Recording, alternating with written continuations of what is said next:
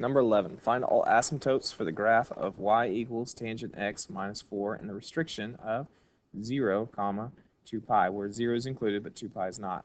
Here's what this is saying. On this graph we normally deal with, and I'll put on there our unit circle. We talk often about a unit circle. This is kind of the relationship of x and y's together. We have this value here, and we would start at 0, and we'd wrap all the way around to 2 pi. Now, what it's saying is we want to know where any asymptote occurs for tangent. Now, where do those occur is where, if you remember in mathematics, you're never allowed to divide by 0. So tangent is the same thing according to the quotient property of sine divided by cosine. So anytime we're dividing by 0, we'd have a problem. So what we need to do is solve for when cosine would equal 0. That would create an asymptote because cosine x is not allowed to equal 0, or you're not allowed to divide by 0. So now I just need to figure out where cosine equals 0. Well, let's think about this. On this unit circle, cosine is x, so I want to find out where x is equal 0. A lot of people guess this point, but that's not where x equals 0. That is the point 1, 0. X is actually 1 there, and over here, x is negative 1. So it's not those 2 points. It's actually going to be these 2 points. This is where x is 0, because it's right in the middle between x being positive and negative. So it's these two values. Where do these occur? This value, let me first just write this up there. This is 0, 1.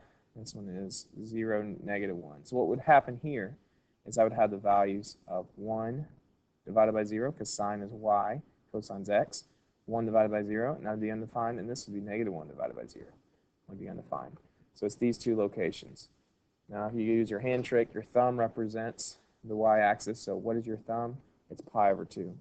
So we have pi over 2 as an answer. The other value is down here.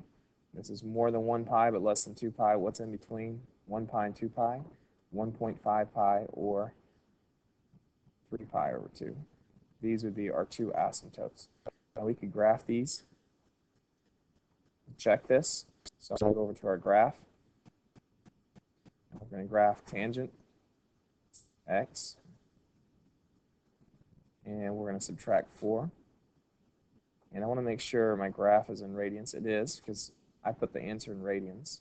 So there's an asymptote, and we're looking between 0 and 2 pi, which means 2 pi is the same thing as 6.28. So I'm looking between, here's 1, 2, 3, 4, 5, and 6.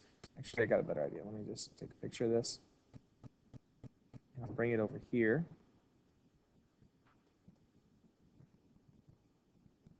And so we can look at this together. We're looking between 0 and 6.28. So the first asymptote I see is there, and the next I see is there. And so if this exists between 0 and 6.28, which that's 1, 2, 3, 4, 5, 6, we're looking between here and here in this window. These are the only two asymptotes.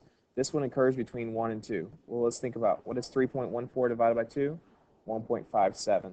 And so that's where that one comes from, and this would be 3 pi over 2.